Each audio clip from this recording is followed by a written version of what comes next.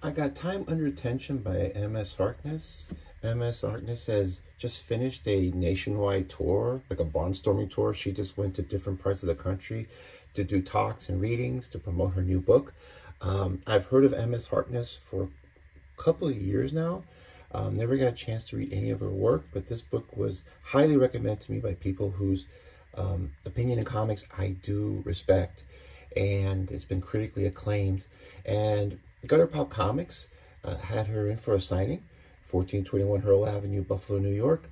And Stephen, the owner, is a really great guy that I've gotten to know over the last 3 years. So he was nice enough to have a book signed for me. And this is signed, and she personalized it. Very kind of her. And so I read this, and I have to say that this book really is good. I'm not going to do a full review, but just a few things I wanted to mention.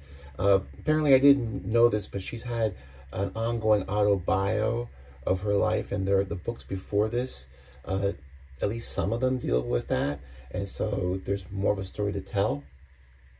But this book just breaks a lot of conventions, and the more I read comics, the more I'm looking for something different.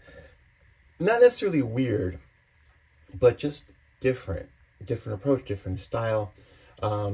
It's like music. Like if you just listen to the same old music over and over again, it just gets boring. So you can enjoy the classics if you stop and listen to something different or something new.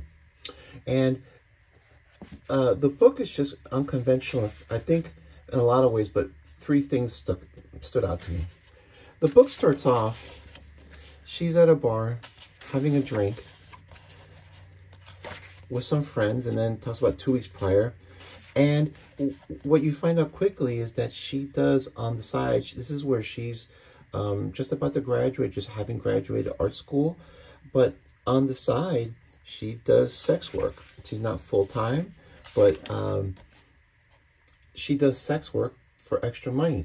And it's interesting because in the United States, we have this really puritanical attitude towards sex, especially sex work, where people just think of it as like really bad and evil. I think we should just have that European mindset of like, well, it's just a transaction, and they're employees, and it's sex work, and it's work.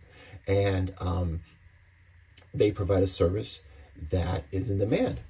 And here, maybe it's because just the way she is, or because she's a female, it's not portrayed the way that guys would portray it, like they do sex work, like they're the hooker with the heart of gold, or like they're like that old movie Pretty Woman where beautiful Julia Roberts is a prostitute, but she's really smart and really got her stuff together, and somehow she gets redeemed because she turns around this rich guy who's a real jerk and then makes him a nice guy. There's always this kind of thing where like, well, you know, they do sex work, but they're really not that bad. Like you have to kind of justify it. Here, there's none of that. It's just, this is what she does on the side, occasionally. There's not a lot in it, but that I thought was really interesting and unique, and kind of just, and it's not even like, oh, you know, like, talk to them. It's just part of what happens.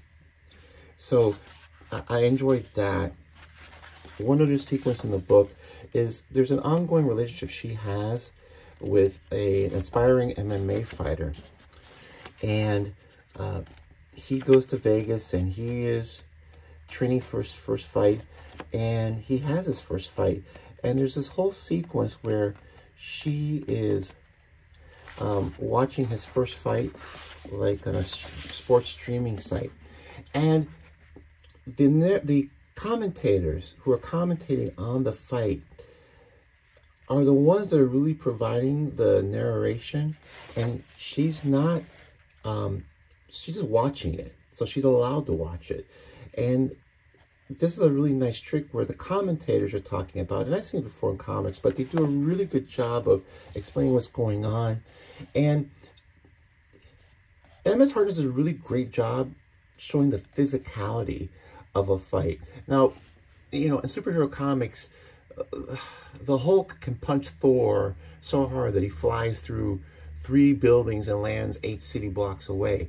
But I mean, you kind of accept it because you know that's not realistic. You've never seen that, so you have no gauge. Just your imagination is your gauge.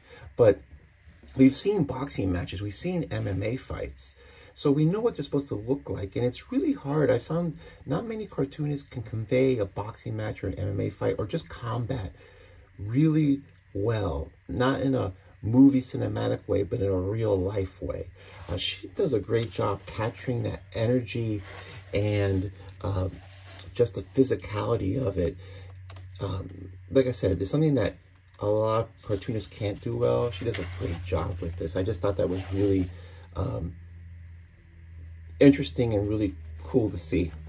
And one other thing that she does really well is that she gets together with her roommate and they decide to go on an acid trip. And usually when people draw an acid trip, if they use colors and then they draw these really trippy colors and they do all this stuff. And this actually looks more like a real acid trip. Just the bending of perception, the chaos of it, you know, just all these different things that go through what you perceive. I just thought it was really effective. And it all stays in her style. But she's able to like draw this, and it's convincing. I just thought this was a really great sequence. So in this book, she does a lot of things very well that a lot of cartoonists, not every cartoonist can do, but she does them all really well. So I'm looking forward to the next book. I'm also looking forward to picking up the previous graphic novels.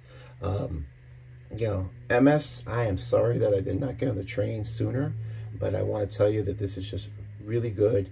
And if you've read it, I think you know. And if you haven't read it and you want to take advantage of some of these Black Friday sales or Cyber Monday sales for comics, I would recommend this. It's $24.95, so it's not very expensive for a graphic novel. It's really good, really well done. I can see why it's been recommended to me so strongly. So that was the first thing that I got.